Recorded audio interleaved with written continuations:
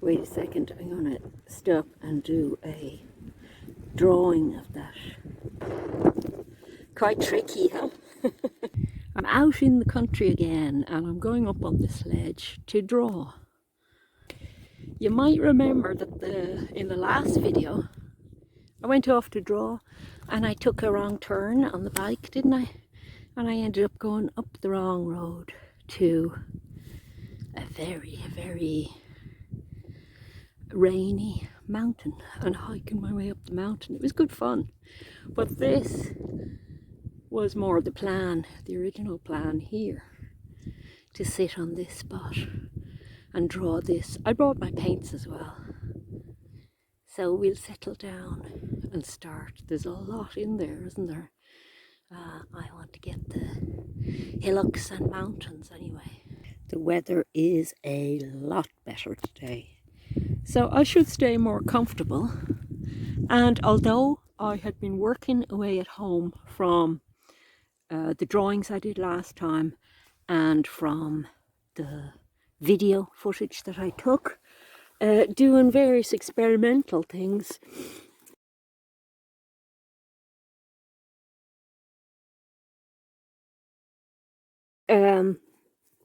which I might work into this video at the end if I get them done. I thought, yeah, I'll leave the studio work alone and come out while the weather is good. It's so luxurious today. I'm not battling with rain. Trying to keep brollies up on the top of a mountain. Go back and watch that video if you haven't seen it. It's a laugh. Got all these trees to paint as well. I find pine trees very difficult to paint. Little blending stick is quite good for those blended mid-tony areas. Just if you've never used one, they can be useful. I don't use them a lot, but they're nice for these kind of, you know, misty things in the distance. And I have a little tiny eraser as well, so I can draw back in with that. And those little skinny erasers are lovely for drawing with, I have to say. So I can start refining kind of shapes of things in here a bit. And I love the mid-distance shapes so much. The hillocks, the way they intersect with each other, they amuse me no end. This is what drew me to this place. See all the kind of roundiness and pointiness of things meeting each other with the groups of trees, and then all the little hillocks in the mid-distance and foreground, the way they're crisscrossing over each other. And I was talking about rhythm lately in one of my live streams, and this is what I mean. This landscape has a beautiful, amusing rhythm to it. I've decided to make the rocks and all the things in the foreground and that little interesting bog willow or whatever it is right in the center there. I've decided to make all those things part of the picture kind of story as well. So some of those things are going to go in here, and that piece in particular is quite central to the feel of the picture. So I'm loving the details in this so much. We have the arrival. Sorry, I keep changing the lighting because I'm not sure what you can see properly. We have the arrival of cows. Aren't they beautiful? And then I love all the little details you start noticing after a while, because the little white fencing thing that runs along there carries on up that little hillock in the middle, of course at a smaller scale. So I love all this diminishing scale. It really leads you into the whole thing. It's no wonder I liked this so much. I'm going to paint over it. I'll take a little photo of this before I paint over it, because I like it as a drawing, but there are things that are going to happen to it when we put the colour in that should be interesting. I know the colour is changing all the time, but that's the excitement of landscape drawing and painting, isn't it? So out come the gouache. Ready?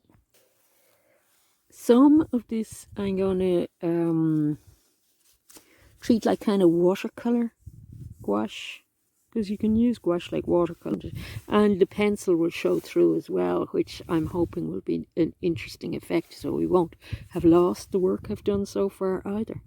There are some lovely pinks as well in the mountains, and surprisingly enough, running through fields as well, bits of fields. It's the soil, isn't it? But it comes up as a kind of a pink colour. I don't know how much of my pencil work I'm going to keep.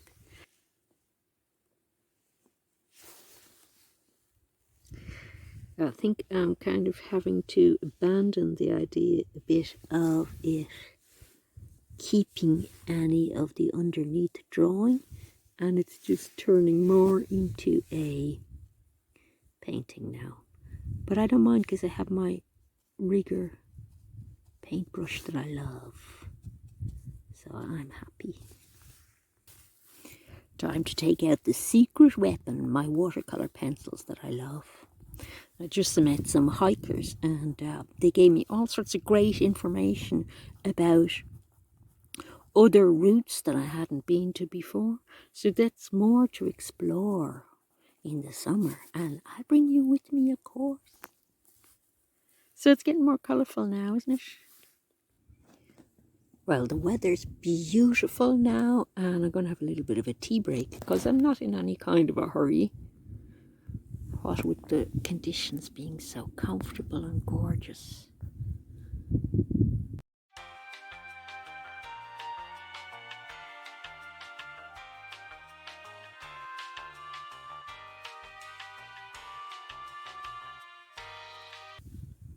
What a difference to the other day. The paint is drying almost the moment it goes on the paper, and it's drying on the palette before I can use it. But oh, it's great, and the sun is changing the mountain every second, which makes life very difficult, but just amazing. You know, part of you just wants to stop and watch the mountain change instead of painting.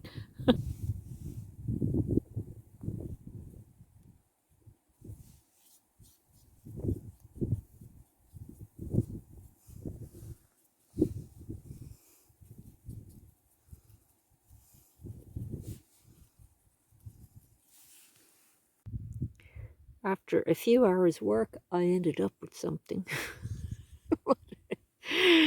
It's nowhere near this. It just got more beautiful as the day went on. I had no hope of capturing it, but I tried, and it was fun. Thanks for watching. Bye.